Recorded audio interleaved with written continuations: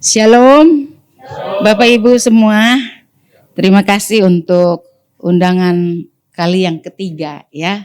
Saya boleh menyampaikan satu bagian untuk hari ini seminar kita, yaitu pelayanan gereja bintang 5 ya. Kita mulai saja. Saudara Bapak Ibu, nanti kita akan baca satu bagian 1 Korintus 3 ayat 10 sampai 15 ya. Tapi nanti terlebih dahulu ya, kita akan berdoa terlebih dahulu. Mari kita berdoa. Ya Allah, di dalam nama Yesus saat ini kami datang kepadamu. Kami memohon hikmat bijaksana daripada Tuhan untuk menyampaikan kebenaran firman. Apa yang kami rindukan agar pelayanan gereja boleh semakin hari semakin maju dan bahkan berkembang, dan semua pada akhirnya untuk hormat dan pujian bagi nama Tuhan. Berkati session hari ini, session pertama, biarlah Tuhan juga yang akan memimpin dan Tuhan memberkati. Bahkan juga nanti sesi yang kedua, biarlah Tuhan juga akan menolong kami semua dapat menyelesaikan tentang seminar hari ini. Hanya di dalam nama Tuhan Yesus Kristus kami bersyukur, kami berdoa. Amin. Bapak Ibu, kita akan baca terlebih dahulu ya. Saya 1 Korintus 3.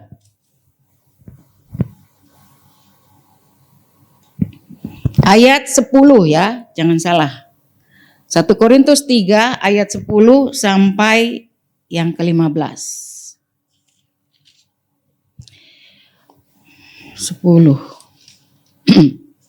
Di sini di Alkitab atau LAI itu memberikan perikop dasar dan bangunan. Ayat 10 kita akan membaca bersama-sama bersaut-sautan. Saya terlebih dahulu ayat 10 Bapak Ibu melanjutkan dan di akhir ayat 15 kita berakhir. Dasar dan bangunan. Sesuai dengan kasih karunia Allah yang dianugerahkan kepadaku, aku sebagai seorang ahli bangunan yang cakap telah meletakkan dasar dan orang lain membangun terus di atasnya. Tetapi tiap-tiap orang harus memperhatikan bagaimana ia harus membangun di atasnya. Karena tidak ada seorang pun yang dapat meletakkan dasar lain daripada dasar yang telah diletakkan, yaitu Yesus Kristus. Entahkah orang membangun di atas dasar ini dengan emas, perak, batu permata, kayu, rumput kering, atau jerami. Segala pekerjaan masing-masing orang akan nampak, karena hari Tuhan akan menyatakannya. Sebab dia akan nampak dengan api, dan bagaimana pekerjaan masing-masing orang akan diuji oleh api. Jika pekerjaan yang dibangun seseorang tahan uji, ia akan mendapat upah. Jika pekerjaannya terbakar, ia akan menderita kerugian. Ia sendiri akan diselamatkan, tetapi seperti dari dalam api. Ya, Bapak Ibu, sebelum saya membahas dari 1 Korintus 3 ayat 10 sampai 15, karena ini temanya adalah pelayanan gereja yang bintang 5 ya, itu secara umum. Tapi nanti di dalam tema pembahasan dari 1 Korintus ini adalah dasar pelayanan yang sejati. Jadi masih ada kaitan dengan pelayanan gereja bintang 5. Saudara Bapak Ibu, coba perhatikan dari yang berikutnya ya. Next ya. Apa yang dimaksud dengan pelayanan bintang 5? Begitu ya. Ini terkenal diadopsi oleh beberapa usaha-usaha yang ada di luar sana seperti hotel bintang 5 gitu ya. Juga ada maskapai penerbangan dari Garuda Indonesia juga itu mengambil pelayanan surfingnya itu pelayanan bintang 5. Pelayanan yang terbaik begitu ya. Nah, ada beberapa contoh nanti saya akan ungkapkan. Di dalam satu pernah terjadi atau beberapa kali Garuda Indonesia ini memberikan satu pelayanan yang terbaik sampai mereka mendapatkan dari ucapan selamat ya, karena mendapatkan prestasi yang sangat besar, yaitu oleh CEO Skytrans Edward Pellisted. Ini dia mengatakan begini, the world best cabin crew. Jadi Garuda Indonesia mendapatkan satu prestasi yang besar untuk rekor yang ke-6 kali. Bayangkan ya, 6 kali Garuda Indonesia mendapatkan satu award atau satu penghargaan karena sebagai kabin pesawatnya itu pelayanannya yang terbaik. Oleh karena kalau dilihat dari aspek pelayanan di tengah-tengah tantangan ketika pandemi itu jauh menurun ya. Tidak ada orang yang berani keluar rumah, bahkan apalagi pergi keluar ke daerah atau juga keluar negeri karena ditutup ya. Jadi usaha daripada maskapai penerbangan baik di domestik maupun di luar itu banyak penurunan angkanya. Nah, tetapi Garuda Indonesia tetap memberikan secara teknis pelayanannya, diberikan juara ya, diberikan penghargaan baik karakteristik yang ditampilkan oleh awak kabin maupun profesionalitas mereka dan antusiasme dan keramah tamahan kepada para pengguna jasa daripada tingkat kepuasan ini sudah pernah disurvei dan mendapatkan juara penghargaan dan rekor yang ke-6 kali oleh maskapai dunia loh ya. Dari 325 Garuda mendapatkannya. Lalu bukan hanya itu saudara bapak ibu. Juga ada rumah duka. Coba perhatikan.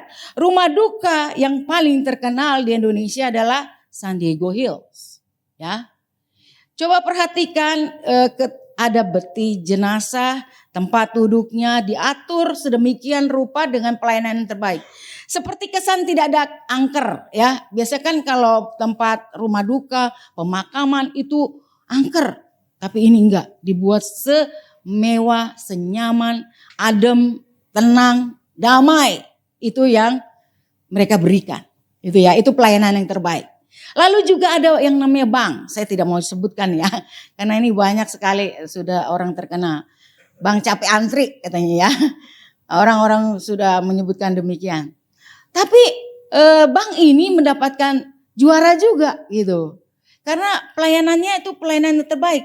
Ada orang yang sakit itu ya, nampak di situ digotong punggungnya oleh satpam. Saya waktu lihat ini ketawa juga. Ini apa pencitraan atau apa begitu ya. Tetapi nampaknya dia berani memamerkan satu pelayanan yang terbaik kepada nasabahnya. Nah, lalu yang next yang berikut yang keempat adalah pelayanan. Mereka itu mempunyai pelayanan yang punya kategori ya, sesuai dengan kemampuan masing-masing ya. Apalagi itu rumah duka ya. Lapangan parkirnya luas, ada ATM, ada tempat penginapan, ada hotel. Bayangkan ya di San Diego Hills itu ada hotel di sana, ada tempat resepsi. Ada restoran Itali, ya. Jadi di sana juga dihitung paket-paket ada ya. Jadi nanti para pengunjung, orang yang berduka, keluarga bisa dapatkan makanan box, lunch box-nya ada. Itu semua pelayanan yang diberikan yang terbaik, saudara. Supaya apa? Supaya usahanya berkelanjutan bisnisnya, benar? Jadi dilakukan berikan pelayanan yang terbaik. Lalu bagaimana dengan pelayanan gereja bintang 5 yang kita harapkan ini ya. Apa yang membuat gereja bisa disebut pelayanan bintang 5, saudara bapak ibu. Contoh misalnya fasilitas gereja yang mewah. Ya, saya ambil ini gereja Katolik ya. Bangunannya megah, indah, ya, besar. Umatnya juga besar. Di seluruh dunia juga banyak ya. Jadi ini mau menampilkan satu pelayanan yang benar-benar pelayanan yang bisa diharapkan umat itu datang lagi, dan datang lagi gitu ya. Ada parkirnya luas juga, toiletnya juga modern ya. Toiletnya keren, bersih, higienis, harum ya. WC itu kan orang maunya harum ya.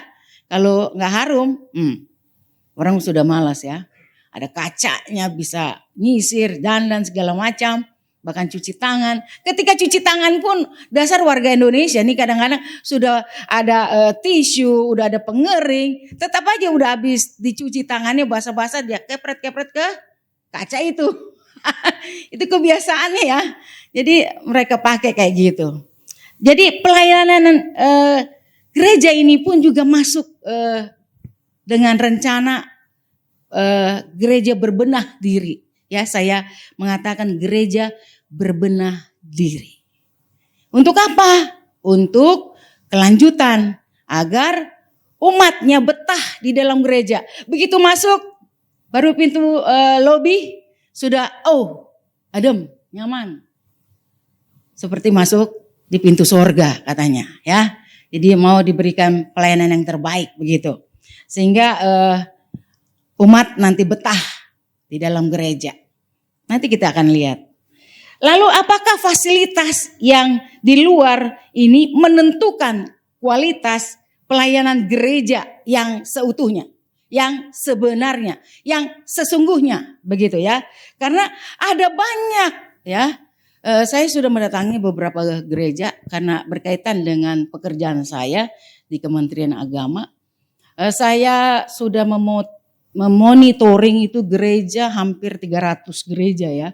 Ada yang bersama teman, ada yang sendiri ya. Jadi berbagai macam karena ada kesibukan teman-teman di tempat lain. Jadi mau tidak mau harus sendiri. Saya sudah survei dan banyak hal yang saya catat. Nanti juga saya bisa bagikan sedikit ya untuk masukan-masukan. Karena juga ada sebuah buku yang pernah saya baca itu dari George Barna. Ini yang menulis judul bukunya adalah bagaimana memasarkan gereja ya. Gereja juga harus ada pemasaran. Saudara Bapak Ibu jangan heran ya bahwa gereja ini juga dipasarkan begitu. Ada tim marketing. Ya. Ada tim marketingnya ini ya, tim pemasarannya. Bagaimana itu gereja dimulai dari pintu masuk diteliti. Dari ibadah ya, tenang nggak, berisik nggak, atau khotbahnya bagaimana ya. Jadi ada orang juga yang datang ini bermacam-macam, saudara Bapak Ibu ya. Ada orang yang mementingkan makanan rohani, jadi dia mau diisi otaknya ini dengan apa? Intelektualnya untuk dipuaskan ya.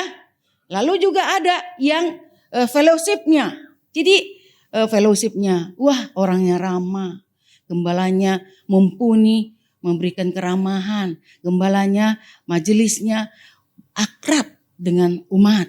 Ketika umatnya dalam keadaan sakit dikunjungi, sakit didoakan, dimanapun. Tidak membedakan orang, mau dari golongan kelas rendah ataupun tinggi. Nah itu ada salah satu dari pemasaran gereja. Ya. Terus kemudian George Barna juga tidak berhenti di dalam pemasarannya. Tetapi dia juga menuliskan sebuah buku yang berjudul Visi Gereja itu bisa hancur kalau tidak ada visi. Ya, gereja bisa hancur kalau tidak punya visi. Tapi saya mau tambahkan, gereja kalau tidak punya misi itu akan rusak. Karena apa? Saya itu sudah pelayanan sampai ke daerah. Tempat yang paling sulit. Tempat harus berjalan kaki. Tempat harus sampai kelaparan.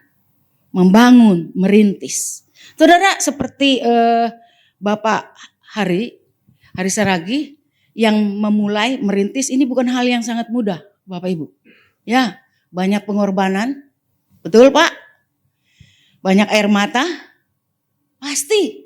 Di dalam doanya Bapak Ibu, apakah Bapak Ibu pernah tanya kepada beliau, adakah yang Bapak gumulkan? Pasti ada. Karena saya sudah pernah merasakan itu. Ya, merintis di Kalimantan. Jadi gereja, sudah ada gedung, sudah apa?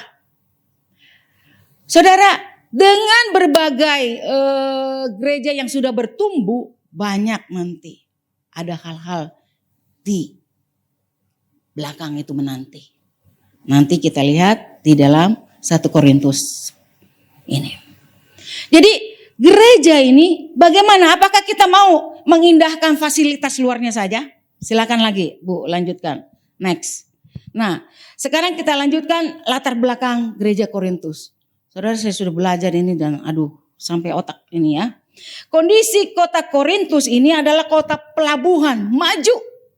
Ini tengah kota nih. Lalu juga ada pusat perdagangan dan budaya di situ. Mateng deh ya. Budayanya itu kental sekali.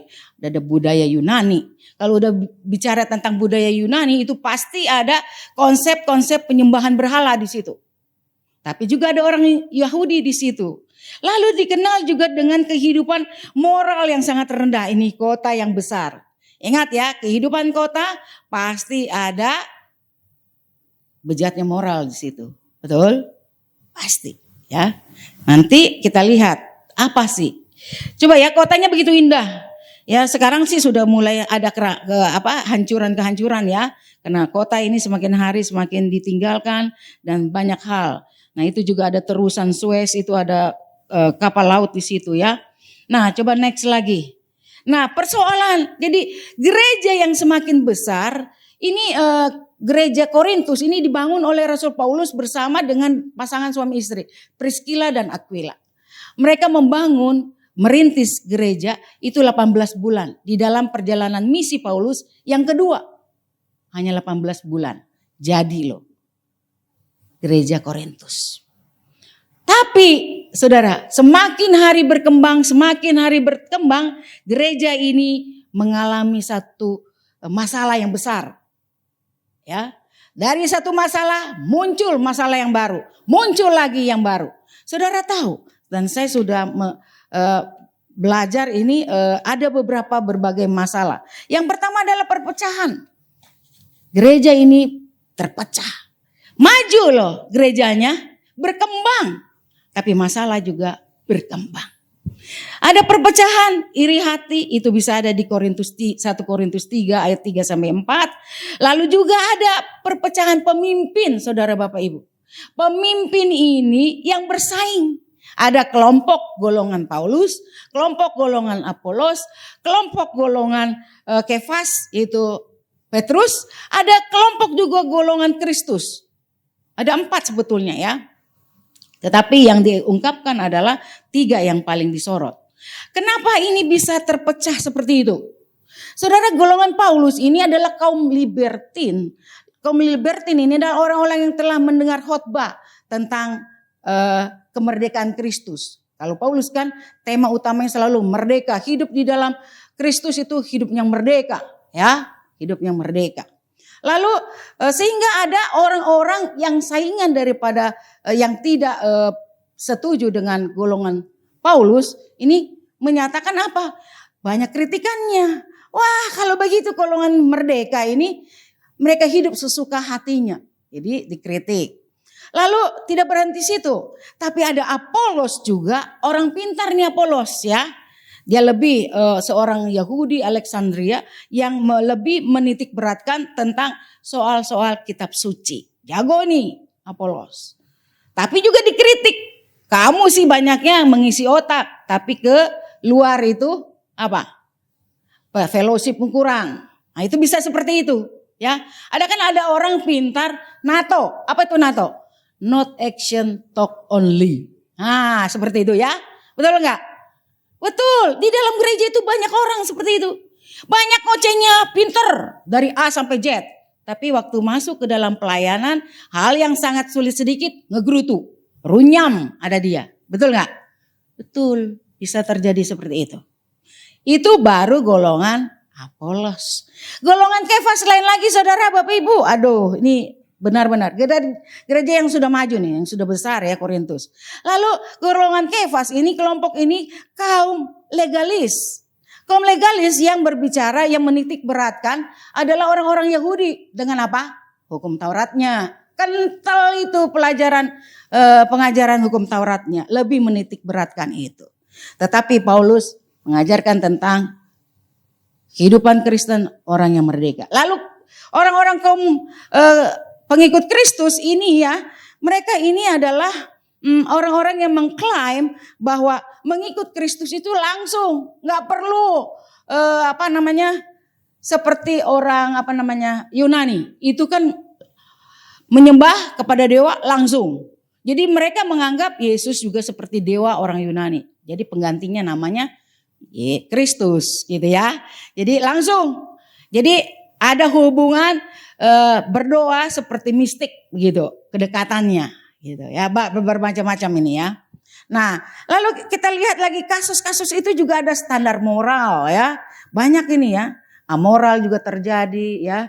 Karena di kota Korintus ini terkenal dengan yang namanya gadis-gadis Korintus. Kalau udah disebut gadis-gadis Korintus, mereka itu terkenal dengan ada satu penyembahan amoralnya adalah prostitusi ritus. Ada yang namanya kuil yang dilayani oleh 1000 pelacur yang dipraktikan di kuil Aphrodite. Ini Dewi Cinta. Wow. Jadi jemaat ini terganggu juga dengan kehidupan masa lalu mereka, ya. Terganggu ini Bapak Ibu. Jadi kita lihat lagi nanti. Ini ada standar moralnya. Itu ada bisa dilihat di 1 Korintus 5 ayat 1 sampai 8 dan 6 ayat 1 sampai 18. Saudara, kemudian juga kasus terdakwa dan pendakwa. Ada kehidupan umat di kota Korintus yang kuat imannya. Boleh makan persembahan dan tidak boleh makan persembahan. Jadi mereka ini punya satu pendakwa. Oh nggak boleh lu. Yang satu merasa terdakwa. Oh boleh kok, iman saya kuat gini ya. Jadi seperti itu. Jadi mereka punya kasus kayak gitu.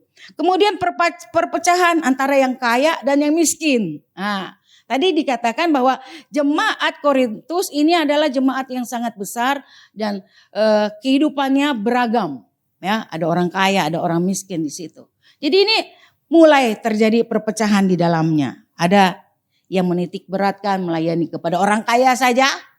Ya, biasanya kalau golongan orang kaya itu otomatis terbangun masuknya dari mana?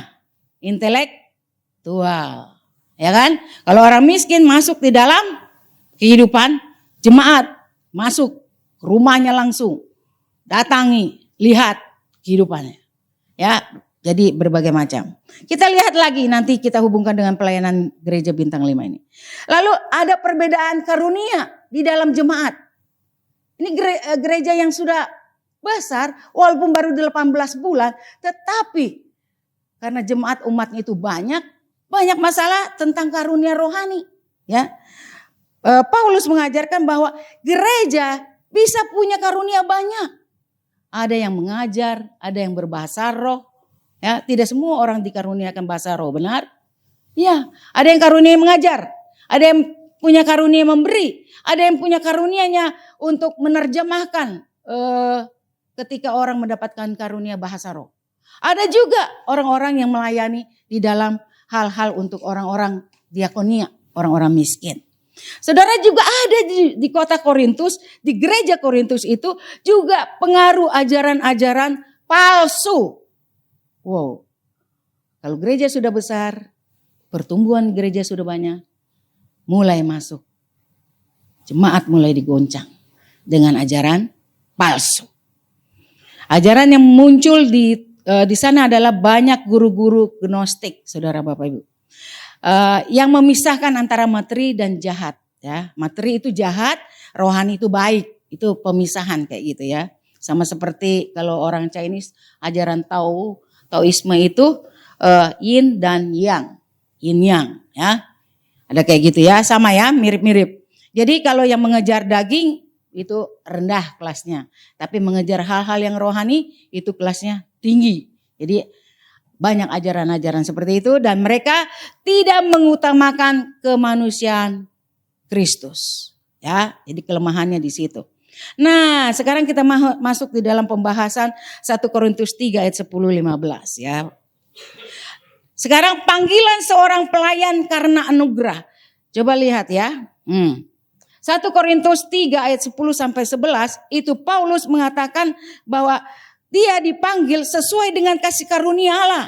yang dianugerahkan kepadaku, aku sebagai seorang ahli bangunan yang cakap telah meletakkan dasar.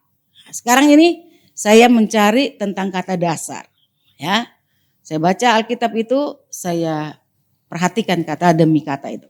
Dasar. Dasar apa sih yang sudah diletakkan Paulus kepada jemaat di Korintus? Fondasi, saudara ya. Dasar itu fondasi. Fondasi pengajarannya adalah apa?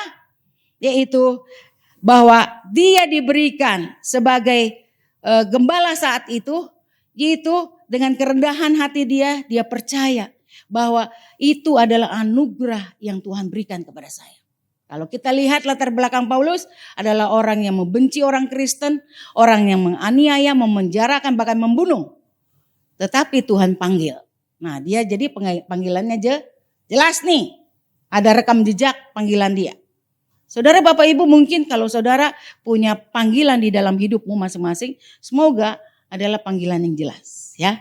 Sehingga nanti kita lihat ini. Lalu dasar bangunan apa sih untuk membangun sebuah gereja itu? Dasar bangunan daripada pelayanan yang sejati adalah dibangun di atas dasar Kristus. Kalau di dalam Rasul Paulus sudah memberikan dasar yang baik, dasar yang benar, dasar yang pasti, dasar yang kokoh, itu di dalam keselamatan Yesus Kristus. Tidak ada lain manusia bisa selamat kalau tidak percaya kepada Tuhan. Percaya kepada kematiannya, mati dikuburkan, dan pada hari yang ketiga dia bangkit. Ini dasar fondasi yang Paulus ajarkan. Ya, kalau ini sudah jelas, tidak mungkin jemaat itu bisa digoncang. Saya ulangi lagi. Kalau dasar ini sudah diberikan kepada jemaat Korintus, maka mereka tidak mungkin bisa digoncangkan. Kalau mereka sering bertengkar, berselisih, itu karena mereka belum dewasa rohaninya. Ya, mereka perlunya makanannya susu terus, dicekokin susu. Ya, belum mampu makanan keras. Jadi dasar pemahaman atau fondasi ajaran ini harus kembali kepada soteriologi. Itu keselamatan di dalam Yesus. Kalau jemaat sudah benar-benar diberikan makanan rohani yang seutuhnya, yang benar, maka mereka tidak akan pergi. Mereka akan tetap di situ mencari pengajaran yang sejati. Saudara Bapak Ibu, kita akan teliti. Apa sih pelayanan bintang 5 itu? Apa sudah memenuhi dasar ini? Dasar yang kita pakai ukuran apa? Bukan dunia kan?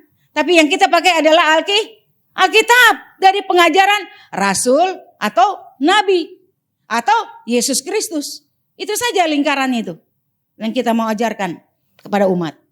Ya, pengajaran dari situ. Kalau yang hal-hal sementara itu, saudara, kita bawa mereka umat kepada Tuhan.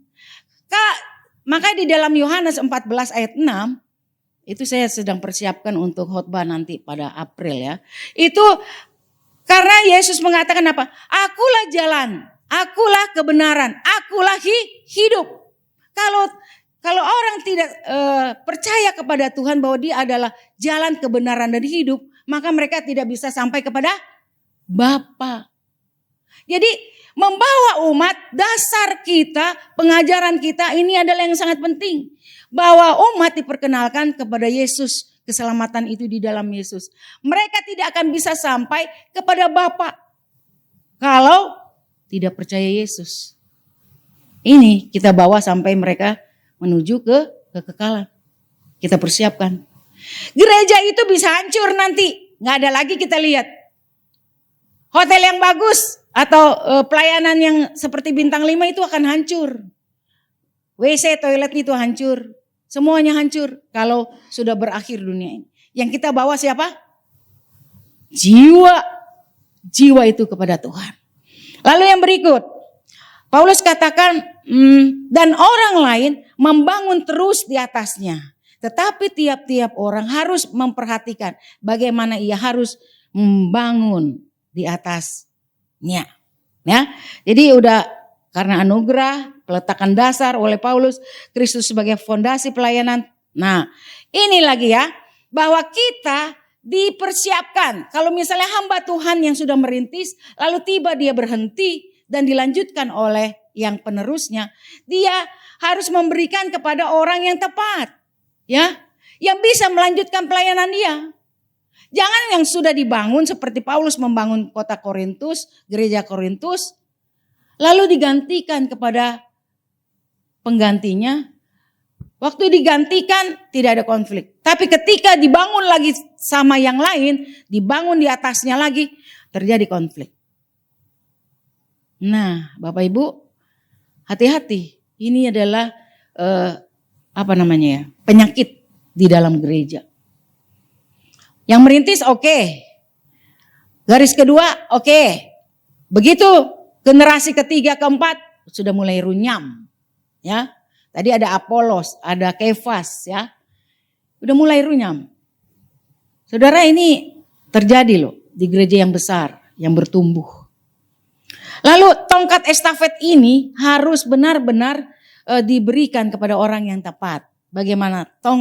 Tongkat estafet. Estafet itu adalah dari kata yang biasa digunakan pada lomba lari beregu.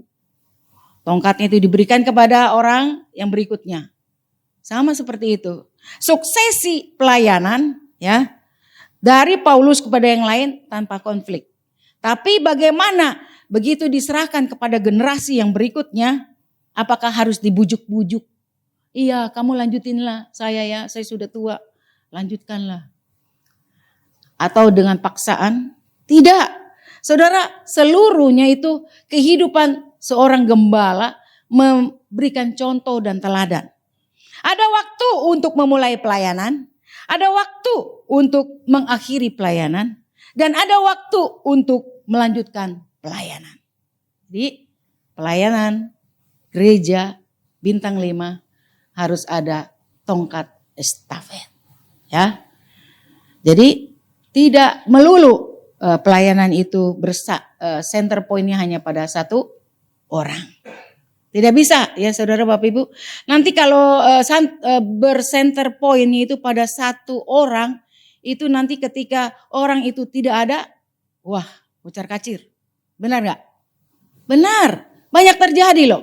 Ya, hamba Tuhan yang punya karisma, lalu ribut sampai ke sinode itu di demo. Karena sang perintis sudah meninggal. Lalu yang lain, berebutan ini. Berebutan. Jangankan itu, di dalam satu gereja, ini saya sudah pernah tanya ya. Bu, kenapa itu bisa ribut? Penerus daripada ini. Oh, kalau kami itu sistemnya di kami, begitu gembala pertama meninggal, itu di depan peti matinya itu ya, itu langsung diganti tongkat estafet itu, didoakan di situ. Wah, seperti itu ya? Saya bilang begitu ya. Iya, supaya apa Bu? Supaya tidak ribut. Jadi di depan peti matinya langsung dikasih tongkat estafet kepada siapa? Itu sudah ada wasiatnya gitu. Jadi itu yang seperti itu. Lalu kita lihat ayat 11 ya, tadi ayat 10. Karena tidak ada seorang pun dapat meletakkan dasar lain daripada dasar yang telah diletakkan, yaitu Yesus Kristus. Saudara, mau pelayanan bintang 5 itu, mau berhasil di dalam pertumbuhan jemaat, itu letakin dasar dulu, yaitu Yesus Kristus. Enggak boleh yang lain. Yang lain itu nanti kita bisa belajar, bisa dipelajari. Tadi seperti George Barna itu mengatakan bisa gereja dipasarkan. Itu kita bisa ikuti. Tetapi yang utama adalah pengajaran. Itu dasarnya adalah Yesus Kristus. Kalau jemaatnya kuat di dalam dasar pengajaran itu, dia tidak akan lari. Nggak akan lari saudara. Waktu COVID, saya boleh cerita sedikit. Waktu COVID itu kan gereja menurun. Saya sudah survei nih, berapa yang turun dari gerejamu? Berapa yang meninggal dari anggota gerejamu? Apakah melayani Zoom? Ada yang enggak Bapak Ibu? Tetap dia melaksanakan ibadah. Walaupun memang dilarang kan. Tapi jemaatnya nggak ada yang meninggal. Paling sakit-sakit begitu. Tapi tidak ada yang meninggal. Tetap dilaksanakan ibadah. Rame saudara. Makin orang makin takut. Benar gak? Takut mati. Jadi dia datang ke gereja. Ada yang seperti itu. Berkembang. Bertumbuh. Ada gereja yang memang hancur. Tutup. Tapi setelah pasca pandemik. Muncul lagi itu seperti jamur. Banyak gereja-gereja yang 1, 2 orang, 3 orang itu buka lagi. Lalu jadi modalnya adalah pengajaran di dalam Yesus itu tentang salib dan kebangkitan. Ini poin yang sangat penting ya. Nanti kalau ada lain waktu saya akan bicara tentang salib. Salib Kristus dan kebangkitannya sebagai dasar iman ini ya. Lalu yang berikut ayat 12.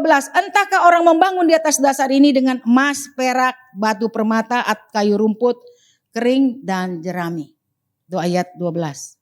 Saudara perhatikan. Ayat firman Tuhan ini dengan jelas. Entahkah orang membangun di atas dasar ini dengan emas, perak, batu permata. 3 di depan ini kita garis bawahi. Emas, perak, batu permata. Ini adalah yang dibangun dengan tahan uji. Ya, bahan-bahannya bagus, pengajarannya bagus. Ini akan tahan uji, Bapak Ibu. Kalau gereja dibangun di atas dasar emas, emas kalau dibakar dia semakin mengkilat, kinclong. Batu permata, perak juga semakin bagus. Karena diletakkan dasar yang baik. Tapi lihat perhatikan 3 yang di belakang ini. Kalau dibangun di atas dasar kayu, rumput kering atau jerami itu akan mudah terbakar. Saudara Bapak Ibu, firman Tuhan bagus sekali mengajarkan kita bahwa apa yang mau kamu bangun untuk jemaat bintang 5. Bangunlah jemaatmu dengan dasar yang fondasi yang baik di dalam Yesus. Dibangun dengan emas, perak, dan permata. Maka dia akan tahan uji. Waktu ada COVID, jemaatmu tidak kabur. Jemaatmu tidak pergi meninggalkanmu. Waktu ada gempa, jemaat masih tetap ikut Tuhan. Tetap percaya kepada Tuhan. Tapi orang yang dibangun untuk dasar yang paling lemah, ya hanya yang sementara, ya, untuk kemewahan segala macam itu yang tadi seperti kita katakan di depan bahwa kemewahan bintang 5 itu akan hancur, Saudara. Kelak itu akan hancur. Kita lihat lagi yang berikut.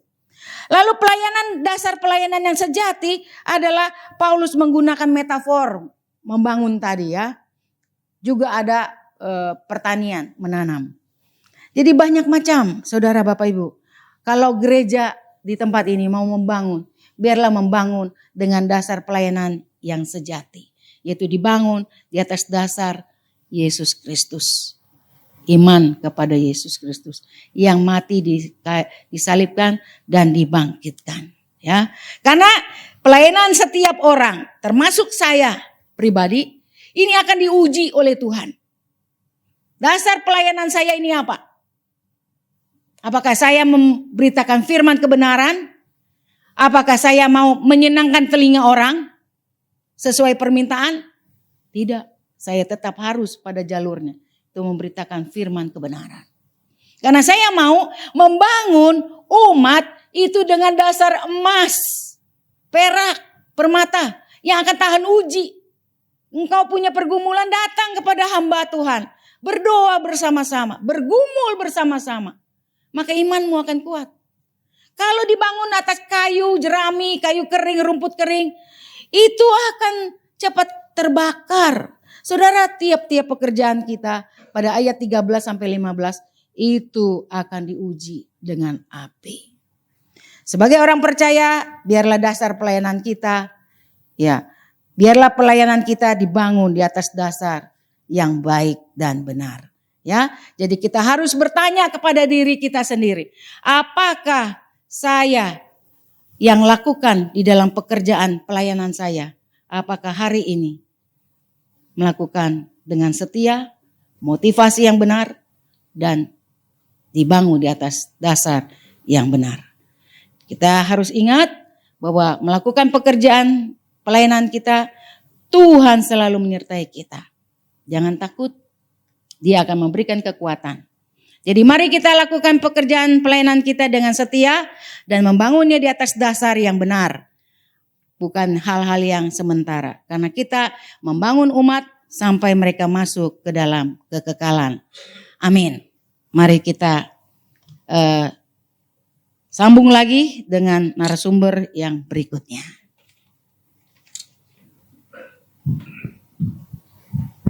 Terima kasih untuk Ibu Flora untuk penyampaian pemaparan materi kita semua, mengingatkan kita semua bahwa dasar pelayanan kita adalah Yesus Kristus, seperti juga pengajaran dari Bapak Gembala kita adalah selalu fokus kepada Yesus dan juga selalu melibatkan hikmat Tuhan dalam setiap hal yang kita lakukan untuk menyenangkan hati Tuhan. Sebelum kita masuk ke narasumber, Bapak Gembala akan diisi dulu oleh Bapak Dodi, You Raise Me Up bersama keyboardisnya. Silakan, kita boleh sambil menunggu, kita boleh baca kesimpulan. Kita tepuk tangan dulu boleh?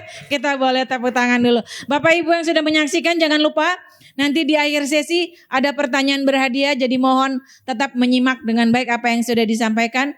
Boleh sambil membaca kesimpulan menunggu Bapak Dodi. Silakan, saya persilakan. Kita layan. Mau ganti itu boleh. Shalom, selamat hari Minggu semuanya, Bapak Ibu.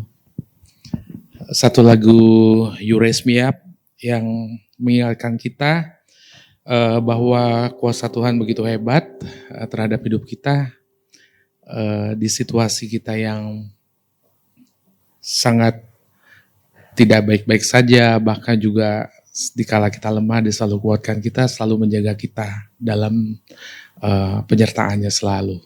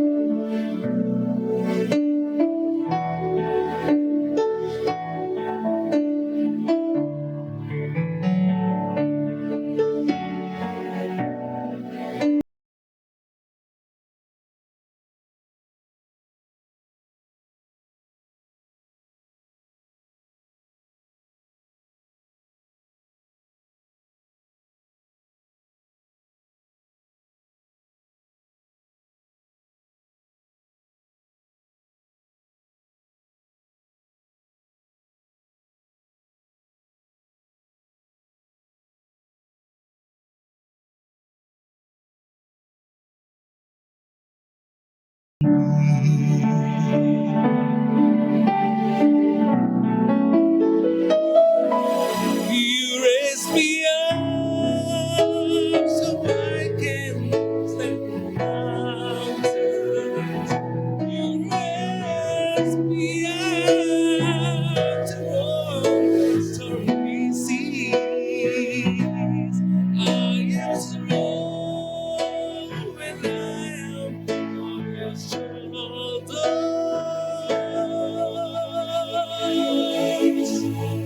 You raise me up to more than I can be.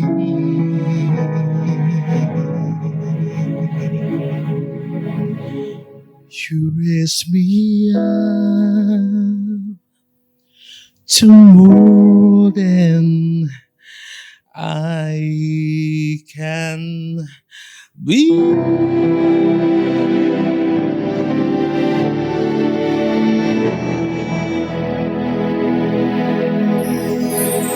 Terima kasih, shalom. Ya.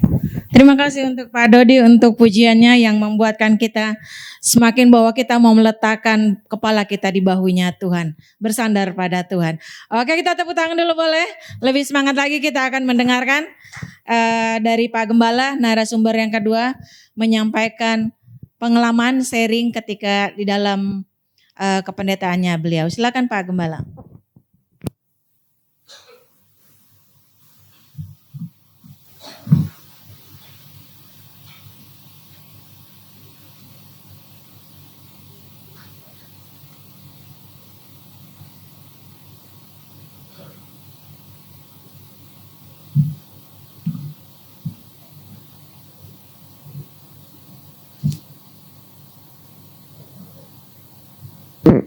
Shalom Bapak Ibu, puji Tuhan. Ya, kita telah dibekali bagaimana gereja bintang 5 secara teori luar biasa Bapak Ibu ya.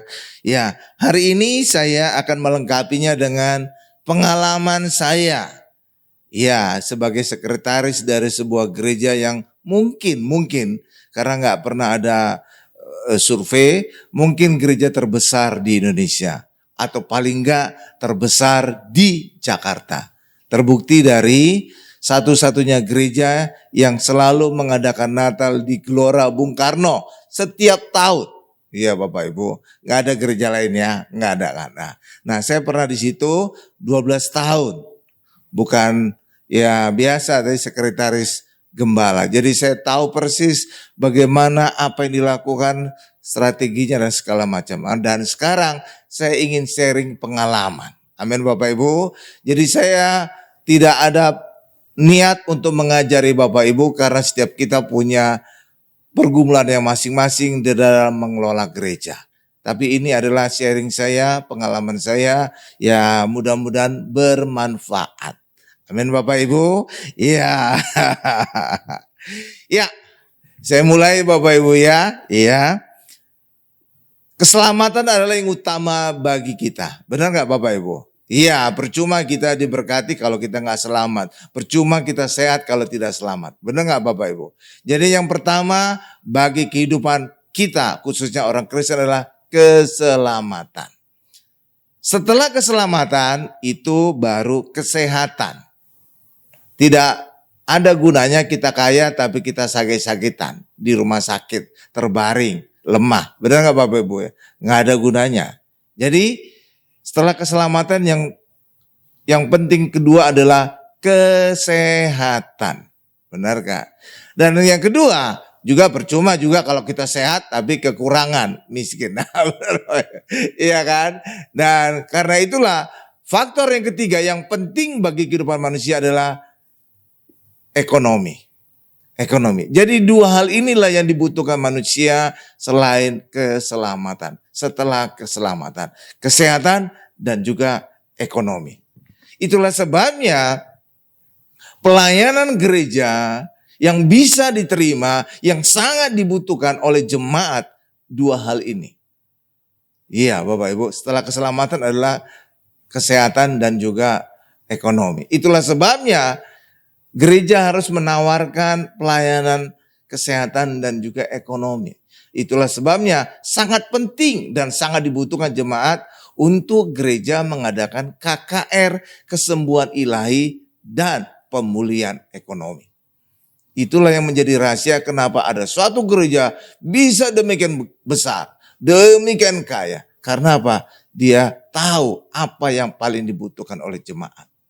Selain keselamatan adalah kesehatan dan juga ekonomi. Itulah yang hari ini saya akan jabarkan lebih detail Bapak Ibu. Itulah sebabnya juga saya meniru hal yang sama. Gereja Mount Hermon ini juga mengadakan KKR, kesembuhan ilahi dan pemulihan ekonomi. Karena apa? Karena saya tahu dari pengalaman gereja sebelumnya, ini yang sangat dibutuhkan oleh jemaat. Sangat dibutuhkan oleh jemaat. Ya.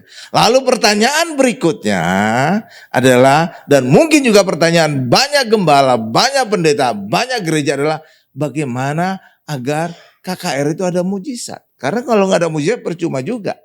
Benar nggak Bapak Ibu? Iya dong. Iya dong. Kalau kesembuhan ilahi harus ada kesembuhannya. Ada yang kanker sembuh, ada yang operasi bebas operasi, ada yang dan segala macam, ada yang resesi bisa dipulihkan. Harus ada mujizat. Kalau enggak percuma. Lalu pertanyaannya, bagaimana agar terjadi mujizat? Karena banyak sekali gereja telah kehilangan mujizat ini. Iya Bapak Ibu, bukannya gereja mencari mujizat, tidak. Kita mencari Tuhan Yesus. Tetapi ketika kita mencari Tuhan Yesus, berkat itu, mujizat itu akan mengikuti kita, akan mengejar kita. Kenapa? Karena di dalam Yesus ada mujizat itu. Di dalam Yesus ada berkat itu. Di dalam Yesus ada kesembuhan itu. Amin Bapak Ibu? Amin? Ya, karena itulah gereja harus berfokus kepada Yesus. Bukan lip service saja bahwa gereja dasarnya Kristus. Tapi pendetanya, gembalanya nggak pernah sekalipun mengkhotbahkan Tuhan Yesus. Banyak gereja demikian. Berkata gereja fokusnya Yesus. Dasarnya Yesus. Tapi pendetanya, gembalanya nggak pernah khotbah tentang Yesus. Itu kemunafikan itu. Benar Bapak Ibu. Gak percaya saudara. Lihat aja di YouTube. Banyak pendeta gak pernah ngomong Yesus. Bahkan menyebut nama Yesus aja enggak. Iya, buktikan aja sendiri di YouTube. Khotbahnya tentang apa? Kehidupan sehari-hari. Bagaimana agar hidup ini bisa survive, bagaimana, bahkan kesannya rohani. Contoh, saya kasih contoh. Bagaimana hidup yang berkenan di hadapan Allah. Kesannya rohani ya, padahal gak rohani. Di mana kesannya gak rohani ya Pak? Karena yang ngerjakan kita. Ketika berfokus kepada manusia, itu bukan rohani. Harus berfokus kepada Yesus.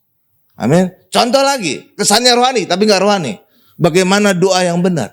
Kesannya rohani kan, doa yang benar. Tapi apa? Kita yang lakukan. Doa yang benar adalah 1, 2, 3, 4, 5. Harus lakukan ini. Yang ngerjakan siapa? Manusia. Jadi kesannya rohani tapi gak rohani. Padahal katanya gereja dasarnya Yesus. Tapi khotbah Yesus aja gak pernah. Di mana itu yang terjadi? Kemunafikan yang terjadi. Iya. Iya kan? Iya. Itu bukti. Fakta. Cek aja di YouTube. Jadi banyak gereja cuma berkata Yesus adalah dasar gereja. Yesus adalah segalanya. Tapi khotbah Yesus aja gak pernah. Saudara lihat itu? Saudara lihat itu? Nah, puji Tuhan. Saya sadar akan hal itu. Itulah sebabnya saya selalu khotbahkan Tuhan Yesus. Selalu berfokus Yesus. Bahkan lebih ekstrim lagi. Mulai dari Kejadian, Keluaran, Imamat, Bilangan sampai Wahyu. Saya sudah khotbahkan. Dan kesimpulannya harus Tuhan Yesus. Karena Tuhan Yesus ada dari Kejadian sampai Wahyu. Jangan hanya ngomong. Tapi harus dibuktikan. Dengan khotbah. Iya Bapak Ibu. Kalau pendeta nggak pernah ngomongin tentang Tuhan Yesus, diragukan dia itu orang percaya atau tidak. Iya Bapak Ibu, diragukan. Seperti kalau saudara lagi pacaran, maka pacar saudara ada di hati saudara. Dan saudara akan cerita kemanapun saudara berada. Oh pacarku cantik, pacarku ganteng, pacarku baik. Benar nggak Bapak Ibu? Tapi ketika saudara putus dengan pacar saudara, saudara masih ada nggak di hati saudara? Nggak ada. Masih saudara bicarakan lagi nggak? Enggak. Hal yang sama juga dengan pendeta. Ketika dia tidak pernah lagi mengkhotbahkan tentang Tuhan Yesus, dipertanyakan, masih ada Yesus enggak di hatinya. Dan yang kedua, dia masih termasuk orang percaya atau tidak. Itu? Jadi belum tentu pendeta itu orang percaya. Lihat khotbahnya, cek khotbahnya. Oke Bapak Ibu ya, iya. Jadi saudara jangan terkecoh. Pendeta belum tentu orang percaya. Karena lebih banyak kemunafikan. Iya, dasar katanya gereja adalah Yesus, tapi khotbah Yesus aja nggak pernah. Lalu bagaimana agar mujizat itu kembali ke gereja? Maka kita harus berfokus kepada Tuhan Yesus. Dan itu ada dikatakan di dalam Markus 16 ayat 20. Coba kita buka. Jadi ada dasar firman-Nya. Dan ketika saudara berfokus kepada Tuhan Yesus, mujizat itu akan ada dalam pelayanan kita. Pasti ada. Tapi kalau saudara nggak pernah khotbah tentang Tuhan Yesus, mujizat itu tidak akan pernah ada dalam pelayanan saudara. Karena ayat yang berkata demikian. Ini saya buktikan ayat Markus 16 ayat 20. Nih, saya baca ya. Mereka pun, siapa nih mereka pun? Murid-muridnya. Pergilah memberitakan Injil. Injil itu apa? Kabar baik tentang Tuhan Yesus. Amin Bapak Ibu. Ya, ke segala penjuru. Dan Tuhan turut bekerja dan meneguhkan firman itu dengan tanda-tanda yang menyertainya. Jadi ketika kita khotbahkan tentang Yesus, tidak harus selalu dia Injil, Matius, Markus, Lukas, Yohanes. Seluruh Alkitab isinya tentang Tuhan Yesus. Benang merahnya tentang Tuhan Yesus. Maka apa yang terjadi ketika kita khotbahkan Yesus? Ayat kalimat berikutnya, Tuhan turut bekerja. Jadi ketika kita khotbahkan Yesus, pelayanan kita, Tuhan turut bekerja. Dan ketika Tuhan turut bekerja, dampaknya dan meneguhkan firman itu dengan tanda-tanda yang menyertai. Mujizat yang menyertai. Iya. Makanya ketika pendeta, kenapa di gerejanya enggak ada lagi mujizat? Karena dia tidak pernah khotbah tentang Yesus. Tapi ketika pendeta mengkhotbahkan kembali Yesus, berfokus kembali kepada Yesus, mujizat itu pasti ada. Karena ayat yang berkata, tanda-tanda akan menyertainya. Tuhan akan turut bekerja. Setelah itu tuh. Makanya untuk mengembalikan mujizat itu gampang. Fokus kembali kepada Yesus. Evaluasi kembali khotbah kita. Jangan khotbah ngomong tentang apa yang dilakukan oleh manusia. Tapi ngomong tentang Tuhan Yesus. Contohnya apa Pak? Contoh. Mulai dari perjanjian lama. Keluaran. Pada saat bangsa Israel yang keluar akan ada terjadi 10 mujizat. Benar Bapak Ibu ya? Saya nggak pernah ngomong tentang tulah. Kenapa tulah? Saudara harus bisa bedakan tulah dengan mujizat. Saya sering ngasih ilustrasi seperti ini. Pangeran Diponegoro itu pahlawan atau teroris Bapak Ibu? Pahlawan. Orang Indonesia ngomong pahlawan. Coba tanya orang Belanda. Teroris kan? Jadi di mana saudara bertanya, di situ menentukan jawabannya. Hal yang sama juga dengan tulah dan mujizat. Tulah bagi orang Mesir. Mujizat bagi orang Israel. Karena orang Israel akan dibebaskan dari perambah. Saudara di pihak Mesir atau Israel? Israel, makanya jangan tulah. Kalau saudara ngomong tulah, itu saudara ada di pihak Mesir. Jadi cerdas saudara. Oke, buktinya Pangeran Diponegoro tadi. Bagi kita orang Indonesia pahlawan, benar. Tanya orang Belanda, teroris dia. Pemberontak dia. Hal yang sama juga dengan tulah dengan mujizat. Tulah bagi orang Mesir, bagi orang Kristen. Harusnya sesuai orang Israel. Mujizat. Oke Bapak. Nah pada mujizat ke-10 ada kematian anak sulung. Dan orang Israel bebas dari kematian anak sulung. Kenapa? Ada tanda darah di ambang pintu. Ambang atas, kiri dan kanan. Nah ini sebenarnya gambaran Yesus. Kok bisa Pak? Lihat, perhatikan tanda darah itu di mana ambang atas, kiri dan kanan. Lihat salib saya. Di atas, kiri dan kanan. Jadi di salib, di ambang pintu udah ada tanda salib. Dan tanda salib aja, gambaran salib aja bisa membebaskan orang Israel dari kematian anak sulung. Apalagi salib Yesus yang sebenarnya. Mantap banget. Bisa membebaskan kita semua dari kematian yang kekal. Nah itulah menunjukkan Yesus bisa dijelaskan, bisa dinyatakan dalam perjanjian lama. Jadi gambaran-gambaran itu yang harus dikhotbahkan kepada jemaat. Benar nggak Bapak Ibu? Iya. Jadi Yesus itu bisa dijelaskan mulai dari Keluaran, dari Kejadian, Keluaran, Imamat, Bilangan, Ulangan, terus. Amin Bapak Ibu. Iya. Iya, demikian juga ketika Adam dan Hawa jatuh dalam dosa, Tuhan membuat jubah dari kulit binatang. Benar nggak Bapak Ibu? Menutupi dosa mereka. Hal yang sama juga sekarang Yesus memberikan kita jubah kebenaran, menutupi dosa dan ketelanjangan kita. Tuh, itu penerapannya. Itu yang harus dijelaskan ke jemaat. Bukan kehidupan sehari-hari. Bagaimana ini, bagaimana. Kalau kehidupan sehari-hari nggak ada mujizat. Kenapa? Yang ngerjakan saudara, manusia. Tapi ketika Tuhan yang ngerjakan, mantap itu. Pasti terjadi mujizat. Paham Bapak Ibu? Nah itu yang terjadi banyak gereja. Ngomong, Yesus adalah dasar gereja, khotbah aja nggak pernah tentang Yesus. Padahal apa? Iman lahir dari pendengaran akan firman Kristus. Benar nggak Bapak Ibu? Pendengaran akan firman Kristus. Lah kalau pendetanya sendiri tidak pernah memperdengarkan Kristus, bagaimana jemaat punya iman? Relate itu? Makanya pendeta jangan bingung. Jemaatmu tidak punya iman. Kamu aja gak pernah khotbah tentang Kristus. Tuh. Saudara itu. Tuh lihat dasarnya itu. Jadi benar-benar hal yang real. Makanya ketika kita fokusnya kepada Tuhan Yesus. Markus 16 ayat 20 ini tergenapi Bapak Ibu. Gak perlu saudara-saudara terjadi mujizat. Pasti. Dan di gereja kita. Puji Tuhan terjadi mujizat. Amin Bapak Ibu. Iya. Ya, saya dulu waktu di Bekasi dulu di gereja yang lama, ratusan orang sakit kanker sembuh. Ratusan orang ibu mandul bisa punya anak. Sehingga saya dijuluki pendeta punya karunia buat ibu hamil. Benar Bapak. Dan sekarang di gereja Mount Hermon ini banyak mujizat. Mall ini kita urapi, langsung rame sekarang. Dulu, saudara kalau tahu beberapa bulan sebelumnya, sepi nih. Iya, sekarang udah dipulihkan kan?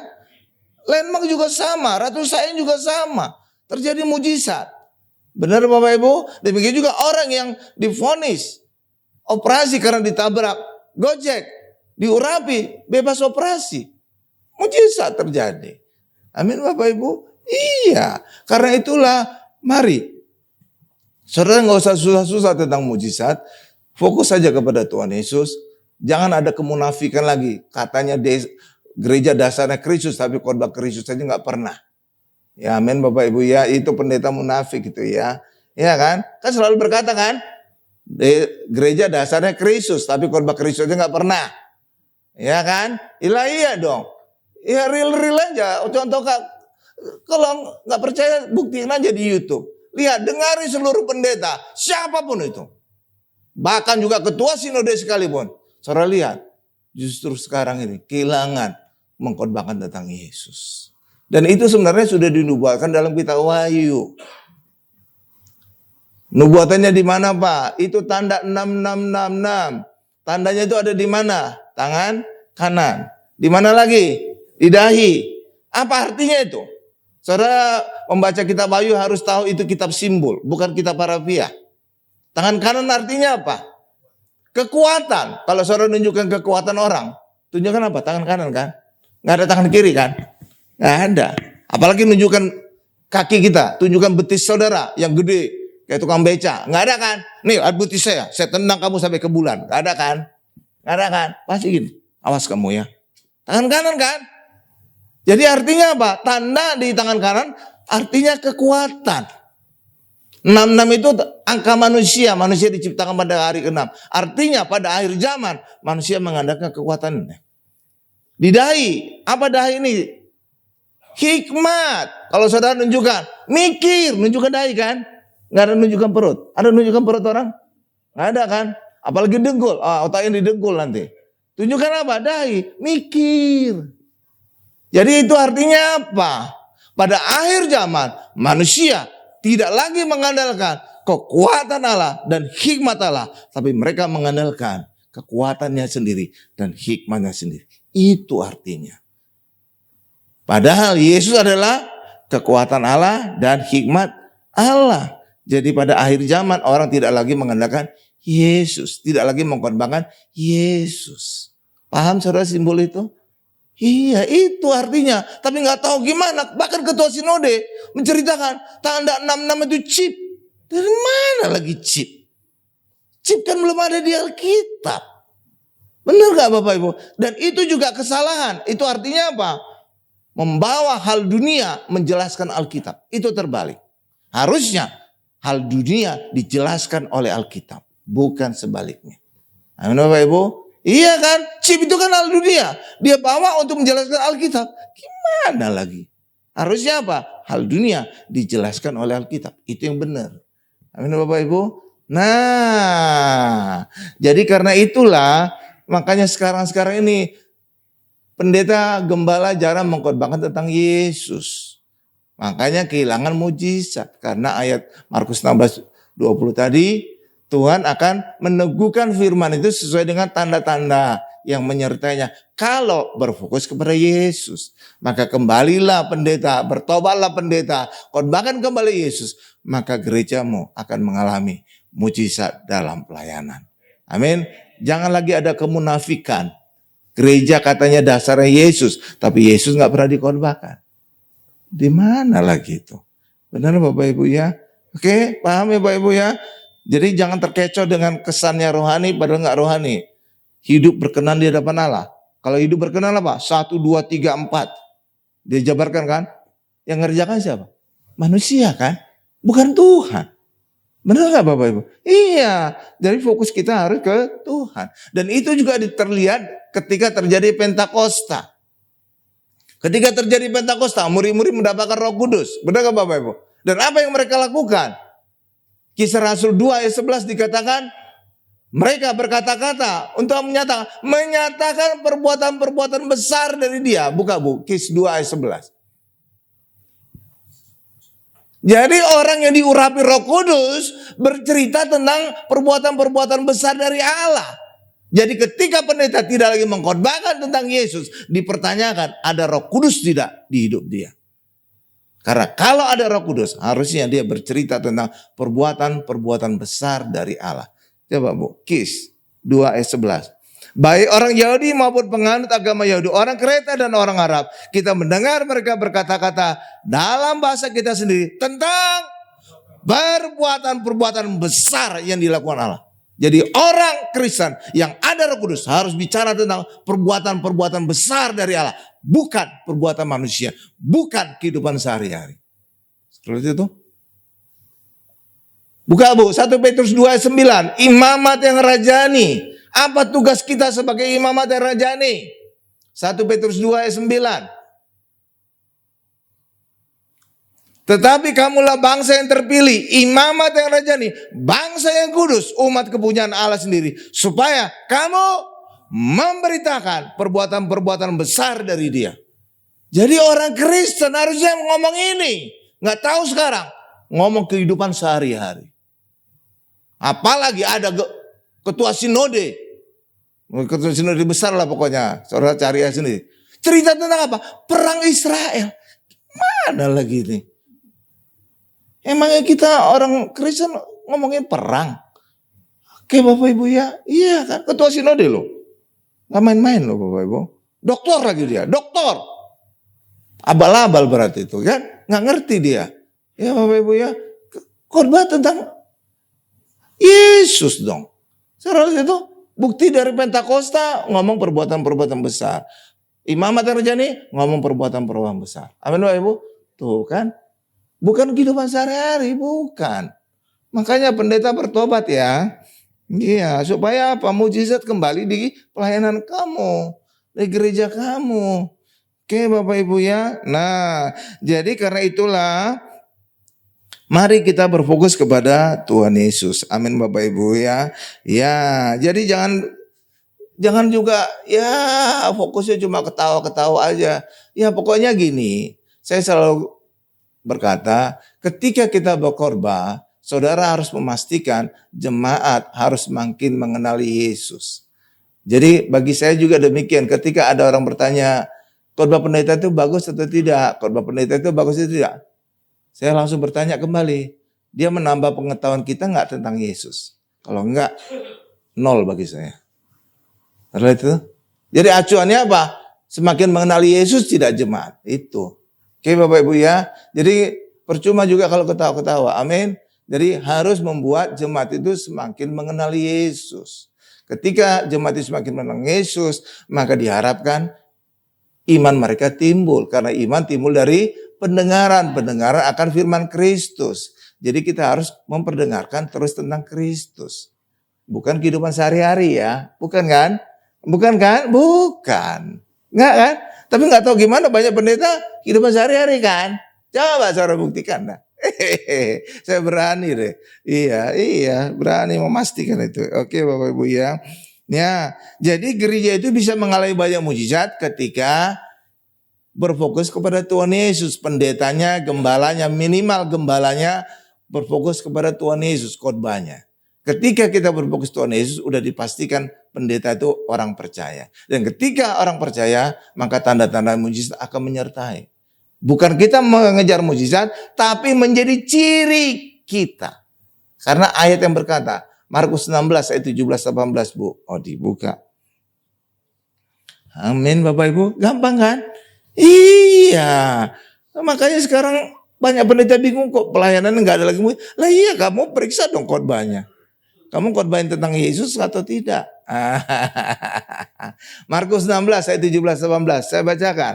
Tanda-tanda ini akan menyertai orang-orang yang percaya. Mereka akan mengusir setan-setan demi namaku. Mereka akan berbicara dalam bahasa yang baru bagi mereka. Mereka akan memegang ular. Dan sekalipun mereka minum racun maut, mereka meletakkan tangan atas orang sakit dan orang itu akan sembuh. Jadi saudara itu tuh bisa mengusir setan. Pendeta, pernah enggak kamu mengusir setan? Nah, jangan-jangan kamu takut setan. Benar lah, itu buktinya. Harusnya apa? Dia harus bisa mengusir setan. Ayat ngomong, bukan kata saya. Yang kedua, numpangkan tangan pada orang sakit sembuh. Pernah enggak kamu numpangkan tangan pada orang sakit sembuh? Tuh. Harusnya apa? Tanda-tanda orang percaya ini. Jadi kalau kamu nggak pernah mengalami tanda-tanda ini, dipertanyakan kamu orang percaya atau tidak. Karena ini ayat yang berkata tanda-tanda orang percaya. Benar Bapak Ibu? Lah iya dong. Iya kan? Iya. Bukan kata saya, kata ayat. Jadi kalau seandainya dia tidak pernah mengalami semua tanda ini, dipertanyakan dia masih orang percaya atau tidak. Kalau itu iya, kita ngomong ayat, bukan apa kata saya ya. Jadi makanya jangan protes saya. Protes saja ayat kalau berani. Amin Bapak Ibu ya. Oke Bapak Ibu ya. Iya. Jadi itu yang menjadi rahasianya Bapak Ibu. Gereja Bintang 5 itu gereja yang besar. Gereja yang itu ketika Bapak Ibu jemaat itu mendengar tentang Yesus. Ketika mendengar tentang Yesus, iman mereka bisa bangkit. Ketika iman mereka bangkit, apa yang terjadi? Mujizat terjadi. Karena ayat ada berkata, terjadilah mujizat sesuai dengan imanmu. Semakin besar imannya, semakin besar mujizatnya. Enggak ada imannya, enggak ada mujizatnya. Enggak ada mujizatnya kenapa? Enggak ada imannya. Enggak ada imannya kenapa? Enggak pernah mendengar tentang Yesus. Kenapa? Gembalanya, pendetanya tidak pernah khotbah tentang Yesus. Jadi bisa diurut-urut gitu loh Bapak Ibu. Paham ya? Iya. Itu Bapak Ibu. Saudara tahu ya. Kalau ada mujizat, gereja itu pasti bertumbuh. Kenapa? Saudara tahu kenapa? Karena jemaat itu diberkati. Ketika usahanya resesi, didoakan, mujizat terjadi pemulihan ekonomi. Kan dia diberkati. Ketika dia diberkati, dia akan murah hati ke gereja. Ngasih perpuluhan atau apa. Bisnisnya makin naik, perpuluhan juga makin besar. Saudara itu. Jadi gereja itu jadi tertolong. Oke, itu satu. Yang kedua, ketika terjadi mujizat kesembuhan juga. Ketika saudara mendengar pendeta khotbah yang bagus banget. Sampai saudara merinding lah misalkan lah gitu ya. Saya dramatisir gitu. Ketika kolekte, saudara beri berapa kira-kira? Mungkin paling besar di dompet saudara, 100.000 barangkali. Benar gak Bapak Ibu? Tapi ketika saudara didoakan, sakit kanker, vonis mati sebulan lagi. Saudara memberikan apa kepada gereja? Bukan lagi 100.000, satu rumah saudara kasih. Satu mobil saudara kasih. Saudara lihat, Saudara lihat, bayangkan. Jadi gereja itu sangat diberkati ketika ada mujizat. Makanya itu menjadi rahasia. Kenapa gereja saya dulu tuh bisa jadi nomor 1, paling kaya. Karena banyak mujizat. Sehingga jemaat murah hati. Bukan lagi ngasih selembaran-selembaran. Satu rumah dikasih. Oleh itu, itulah yang menjadi rahasia gereja berkelimpahan. Karena jemaat menjadi murah hati. Ada satu lagi saksian. Ada seorang encim-encim. Dia gagal ginjal. Dia harus transplantasi ginjal. Diganti ginjalnya. Ya, di Singapura. Ya, rupanya ada ginjal orang India. Jadi rada aneh gitu Bapak Ibu. Orang Chinese, ginjalnya ginjal India. Saudara itu? Ya, saudara itu? Nah, didoakan, diberikan perjamuan kudus, dioleskan dengan minyak urapan. Lalu gembalanya berkata, doanya sederhana. Kalau saudara dengar doa si pendeta ini, gembala ini lucu. Enggak seperti doa. Ya, doanya gini ke encim-encim itu. Encim ke Singapura jalan-jalan aja. Udah gitu aja. Enggak ada dalam nama Tuhan Yesus, kasihani dia sudah menderita. Berikan ginjal yang baru, bebas dari operasi. Enggak ada gitu. Ngomongnya apa? Encim ke Singapura jalan-jalan. Itu aja doanya. Kalau itu kayak nggak doa ya, kayak nggak doa ya. Tapi terbukti ke Singapura diperiksa sebelum dioperasi, ternyata ginjalnya sehat, batal dioperasi. Dan dampaknya terhadap gereja itu, si encim itu pulang dari Singapura, seluruh biaya akan ganti ginjal, cangkok ginjal diberikan ke gereja, miliaran. Bukan lagi lembaran rupiah. Berarti itu, makanya rahasia gereja diberkati harus ada mujizat. Kenapa? Ketika jemaat diberkati, murah hati dia. Nggak perlu didorong-dorong perpuluhan. Aduh, itu lagu lama itu. Berarti apa di gereja itu nggak pernah ada mujizat. Nggak pernah menjadi berkat bagi jemaat. Kalau jadi berkat, jemaat juga pasti murah hati. Benar? Iya, benar. Iya, jadi harus ada dulu didapat oleh jemaat, baru dia murah hati.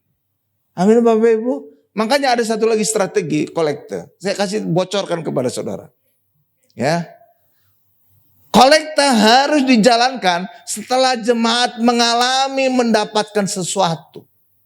Jadi setelah khotbah, dia senang, happy, kolekte pasti besar itu.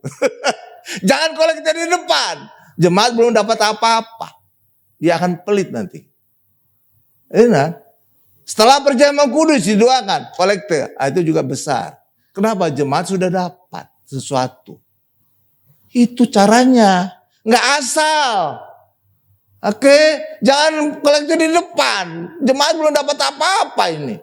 Belum dapat firman, belum dapat perjamuan kudus. Iya Bapak Ibu. Karena secara psikologi, kita akan memberi setelah kita mendapat. Benar nggak Bapak? Benar nggak? Iya. Saya buka rahasia. Iya, secara psikologi saudara akan memberi ketika saudara sudah mendapat. Sama juga seperti kolekte kan? Iya kan? Saudara bisa memberi kolekte ketika saudara lebih dulu diberkati. Kalau enggak, apa yang saudara beri? Iya dong, logika aja. Benar nggak Bapak? Iya. Amin Bapak Ibu ya. Iya. Jadi saudara, jadi jemaat harus mendapatkan sesuatu dulu dari pendetanya, dari gerejanya, baru dia akan murah hati. Benar Bapak Ibu. Iya logis itu. Oke Bapak Ibu ya. Iya kan? Iya. Makanya itu gereja yang ada mujizat kaya raya tuh. Benar Bapak Ibu. Tapi mungkin memang ada gereja lain bukan itu. Tapi umumnya itu. Karena itu kebutuhan utama jemaat. Kesehatan dan ekonomi. Amin. Ada juga yang gereja cuma pujian penyembahan. Oke, terserah lah. Tapi inilah pengalaman saya. Ini pengalaman saya ya. Dari gereja yang terbesar di Indonesia. Ya, mungkin sampai sekarang. Ya, ini pengalaman saya. Jadi itu. Gitu ya. Jadi harus ada mujizat ya. Supaya jemaat itu diberkati. Ketika jemaat diberkati akan murah hati dia. Saudara bayangkan, kalau saudara dengarkan khotbah pendeta yang sangat baik sekalipun, cuma lembaran merah saudara kasih.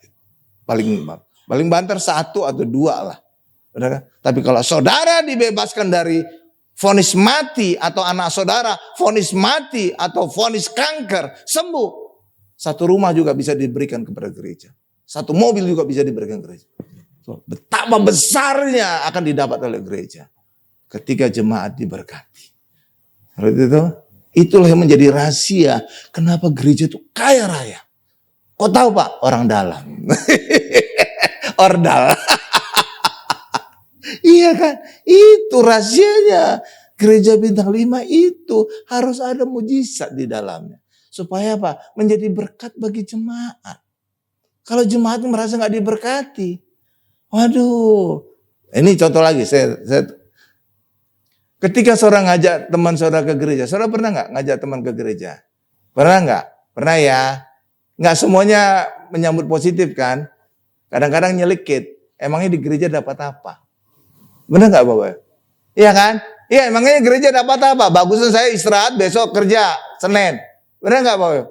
Kenapa dia mempertanyakan di gereja dapat apa? Karena dia harus mendapatkan sesuatu lebih dulu di gereja. Dapatkan kesembuhan, dapatkan berkat. Nah, kalau dia gak pernah mendapatkan, dia merasa gereja itu nothing. Sia-sia. Kalau itu.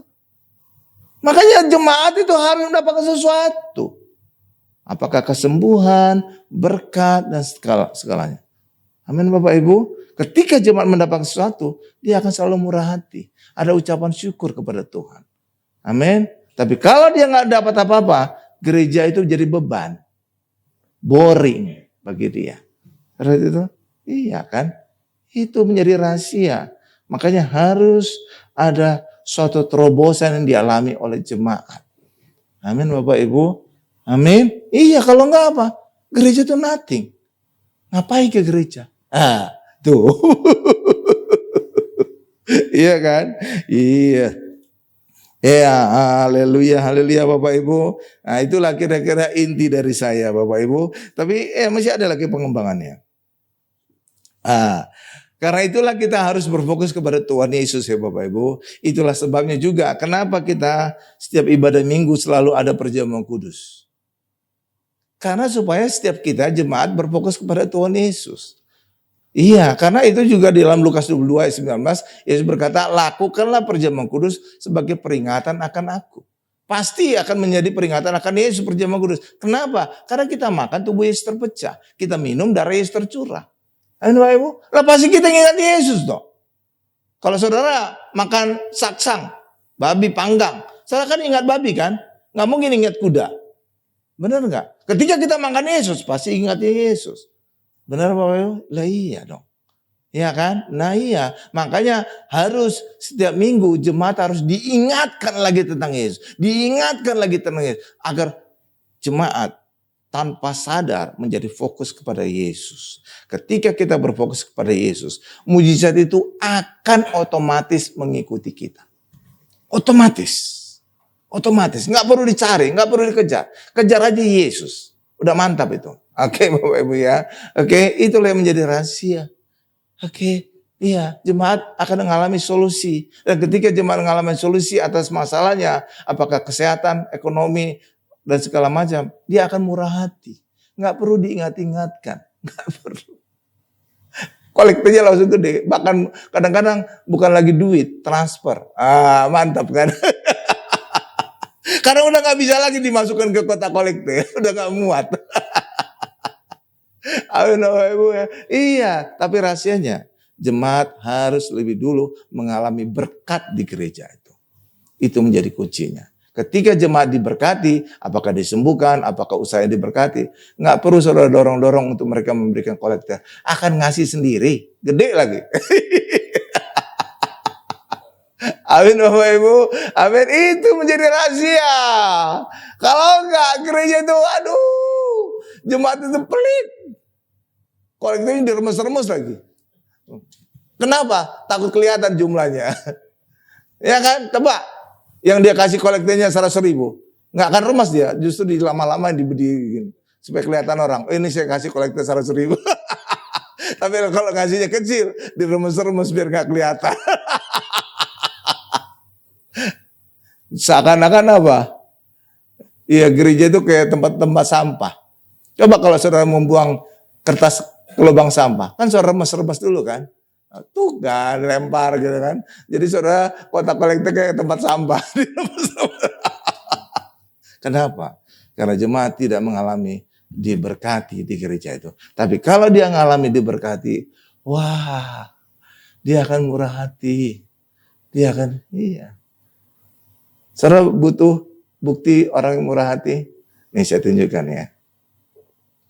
Saya lihat itu di belakang itu ada chiller atau mesin atau juga coffee maker. Saudara tahu tuh dari siapa? Dari pemilik gedung ini, Ratu Plaza. Kenapa dia ngasih itu murah hati?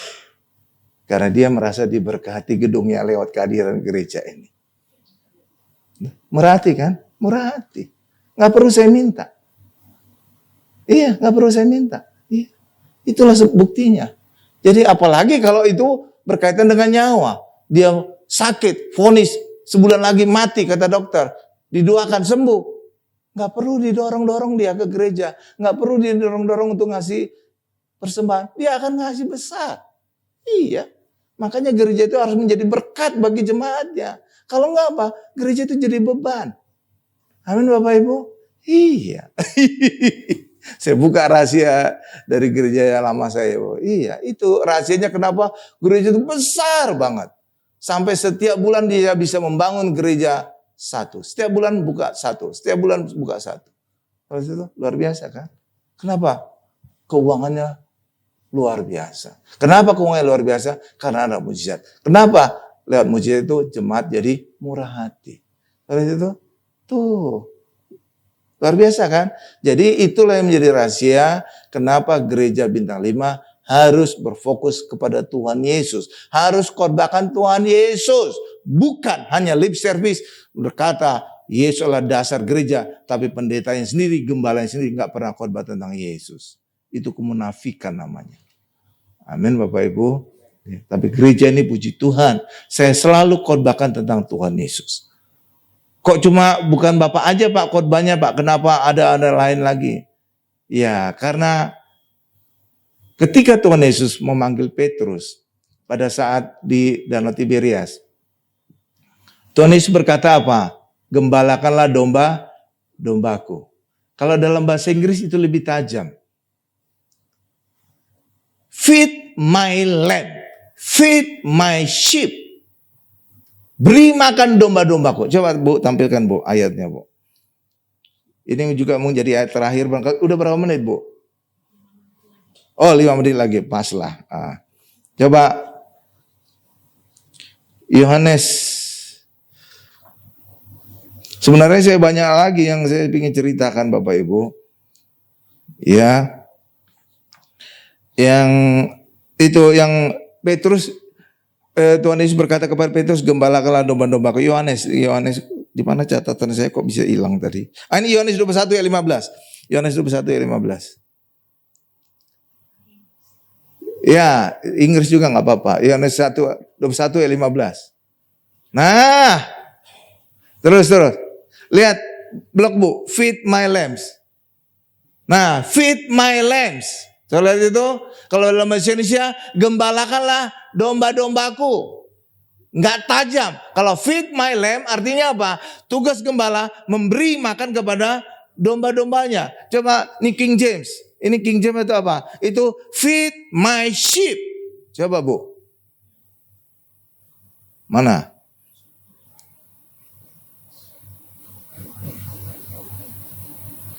Oh kok lamb juga ya? Yang tadi ya pokoknya ya di handphone saya ada feed my sheep. Artinya apa? Tugas gembala itu memberi makan kepada domba-dombanya, domba-domba Tuhan. Dan ketika diberi makan, selera domba itu beda-beda nggak? Beda. Ada yang suka manis, ada suka pedas, ada suka asin, ada benar nggak? Jadi gembala harus menyediakan semua kebutuhan itu. Jadi nggak boleh gembala khotbahnya satu jenis. Harus berbagai jenis. Karena apa? Kebutuhan domba-domba bermacam-macam. Sama seperti orang Indonesia. Ada suka pedas, ada suka manis, ada suka asin dan segalanya. Jadi tugas gembala tidak boleh menyediakan satu jenis pendeta. Lihat itu. Karena tugas gembala memberikan makan kepada domba-domba Tuhan Yesus. Sedangkan selera domba macam-macam. Makanya di gereja ini bukan hanya saya yang khotbah, tapi banyak pendeta-pendeta lain juga. Agar apa? Agar memenuhi kebutuhan jemaat yang bermacam-macam. Amin Bapak Ibu. Amin. Itu dasarnya. Sedangkan teman saya ada berkata khotbahnya cuma satu jenis. Nggak bisa karena kebutuhan jemaat itu beda-beda. Amin Bapak Ibu. Itu nggak menghargai kebutuhan jemaat yang berbeda-beda. Saya menghargai, maka saya sediakan segala jenis kebutuhan. Makanya ada pendeta seperti saya pengajaran, ada pendeta tentang mujizat, ada pendeta tentang yang karunia nubuatan dan segala macam. Ada. Karena apa? Kebutuhan jemaat macam-macam. Amin Bapak Ibu. Dan juga talenta pendeta juga macam-macam. Nggak ada ya pendeta, semua pendeta suka ngelucu. Enggak. Saudara jangan berharap saya suka ngelucu. Aneh nanti Bapak Ibu. Benar kan Bapak Ibu ya? Iya, itu menghargai talenta pendeta juga macam-macam. Amin Bapak Ibu. Makanya di gereja saya yang lama, pendetanya macam-macam. Ada yang mujizat, ada yang lucu-lucu, ada yang pengajaran. Dan akibatnya apa? Jemaat bisa hadir ibadah lebih dari 1 kali. Jadi seperti saya misalkan hadir ibadah bisa 3 kali di tempat yang sama. Kenapa? Karena yang khotbah macam-macam pendetanya. Mungkin pendeta pertama, oh dia Pak Gembalanya, oh mujizat. Wah saya butuh mujizat. Saya sakit, saya ingin sembuh. Saya hadir. Ibadah kedua, oh pendetanya lucu-lucu, yang gendut orangnya. Ya udah, saya ikuti ibadah kedua. Oke Bapak Ibu. Yang ketiga, oh pengajaran, oh bagus pengajaran firman-nya. Saya ikut ibadah ketiga. Jadi satu tempat ibadah, jemaat itu bisa ngikuti 3 kali ibadah. Soalnya itu 3 kali ibadah. Kenapa? Kebutuhannya dicukupkan, dipenuhi. Ada pendeta yang bisa mujizat, ada pendeta yang pengajaran, ada pendeta yang lucu-lucu. Soalnya itu. Makanya gembala harus menyediakan semua itu. Karena apa? Tugas gembala diberikan Tuhan Yesus, beri makan domba-domba. Sedangkan domba-domba seleranya beda-beda. Amin Bapak Ibu.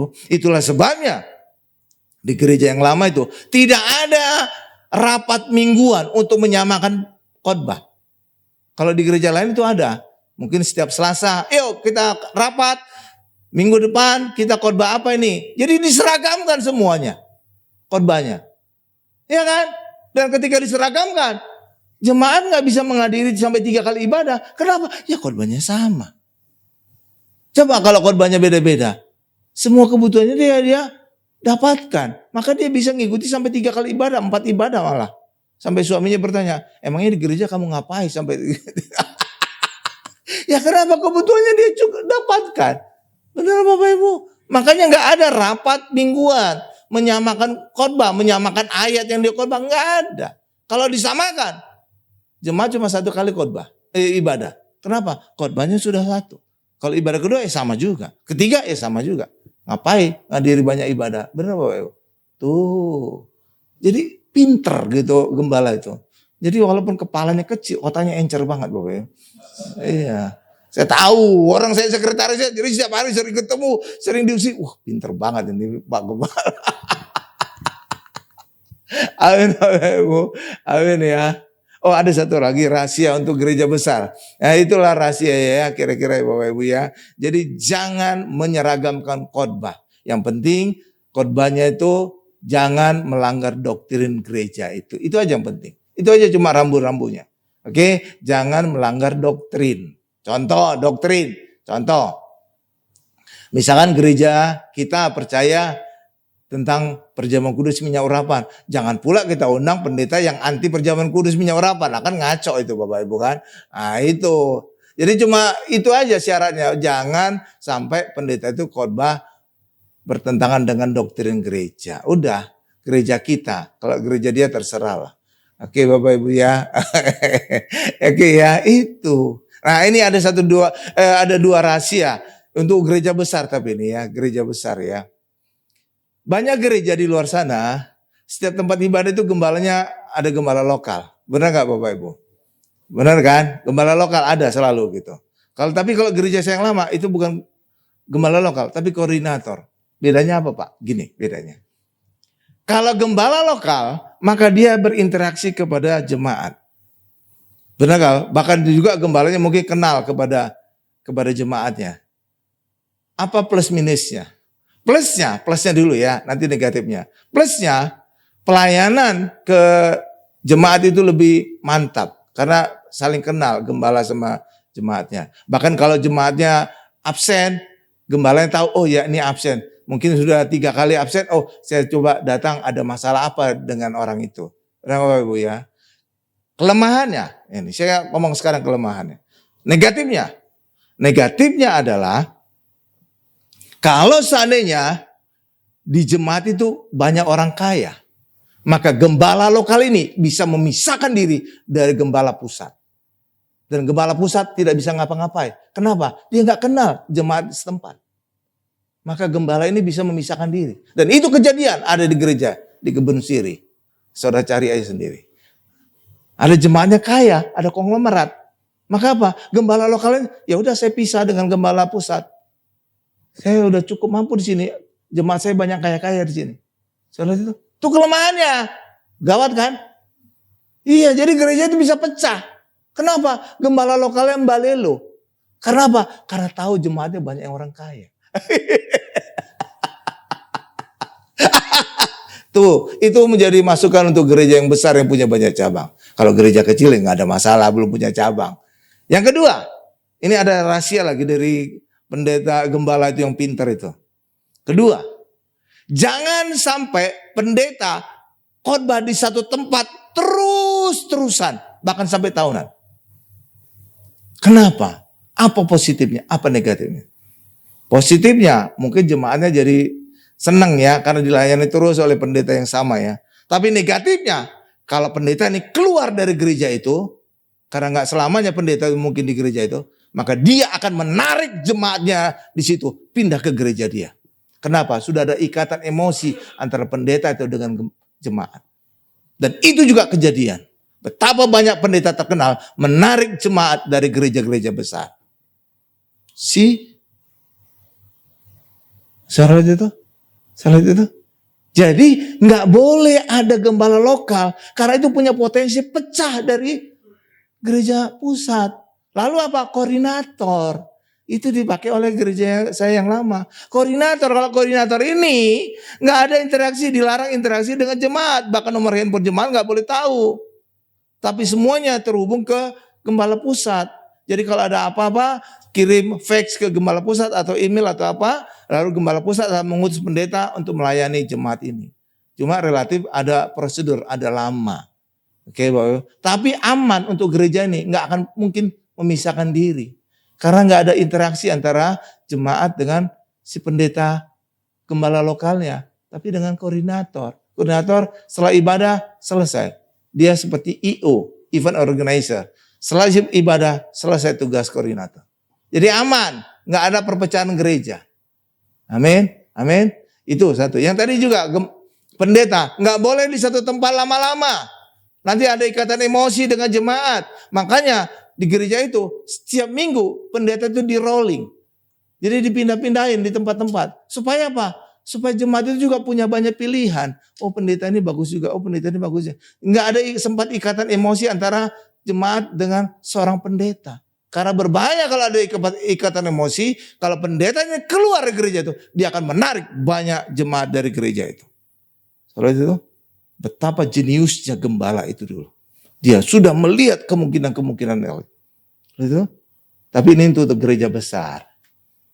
Tapi gereja besar bisa dapat pelajaran, jangan gembala lokal. Kalau mungkin gembala lokal, ada akte notaris. Tidak boleh memisahkan diri dari gereja pusat. Ada kekuatan hukum. Kalau melanggar, ini kena hukuman pendetanya. Kalau itu harus diikat gitu. Kalau enggak, rawan itu. Bisa pecah gerejanya. Kalau itu pendeta juga sama. Nggak boleh menarik jemaat. Iya, nggak boleh menarik jemaat. Harus ada ikatan notaris. Seperti perusahaan juga. Kalau saudara kerja di perusahaan, saudara keluar dari perusahaan itu, saudara nggak boleh kerja di perusahaan sejenis sekian tahun. Benar nggak Bapak Ibu? Benar. Jadi pendeta juga gitu. Kalau dia keluar, dia menarik jemaat. Udah kejadian banyak. Coba lihat pendeta-pendeta populer. Iya, narik jemaat dia ketika dia keluar. Iya. Iya kan? Iya. Udah waktunya. Ya. Jadi kira-kira demikian ya. Mudah-mudahan bisa jadi bermanfaat ya Bapak Ibu ya. Coba saya cek lagi, mungkin ada sesuatu lagi yang perlu, sesuatu yang pentingnya. Ya udahlah itu dulu dah. Mungkin itu aja. Jadi ya demikian ya Bapak Ibu ya.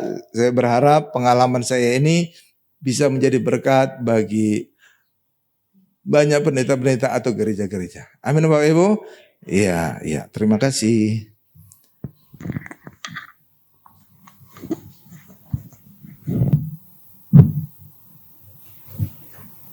Terima kasih Pak Gembala untuk penjelasannya. Bapak Ibu jadi sudah mencatat berapa rahasia yang disampaikan oleh Bapak Gembala hari ini? Ada yang mencatat berapa rahasia? Katanya pertama satu, terakhir 2, ternyata lebih dari 5 rahasianya. Oke. Ya, lebih dari 5, banyak ya. Bapak Ibu semuanya, jadi itulah bagaimana pelayanan gereja bintang 5. Tapi Hermon itu ternyata lebih dari 5. Lebih dari 5 ya. Kita punya marketing, tadi Ibu bilang sosmed kita ada 4. Yang belum follow silakan follow. Yang belum subscribe tolong subscribe YouTube-nya kita. Dan juga untuk pelayanan kita juga ada 3 kali dalam seminggu. Pertanyaan saya, ada yang bisa menjawab silakan angkat tangan, saya akan memberikan hadiah. Berapa jumlah bintang yang ada di Mount Hermon? Berapa jumlah bintang yang ada di Mount Hermon? Logo Mount Hermon silakan dihitung, ada di belakang, ada di depan. Silakan yang ada tahu, yang udah tahu angkat tangannya. Berapa jumlah bintang yang ada di Mount Hermon? Berapa Pak Dodi? 21, betul Pak? Oke, betul sekali, nanti setelah ibadah akan terima hadiah. Terima kasih untuk partisipasinya, untuk Ibu sudah hadir di sini dan juga Pak Gembala. Kita akan melanjutkan ibadah kita, saya serahkan kepada Pak Anto dan tim.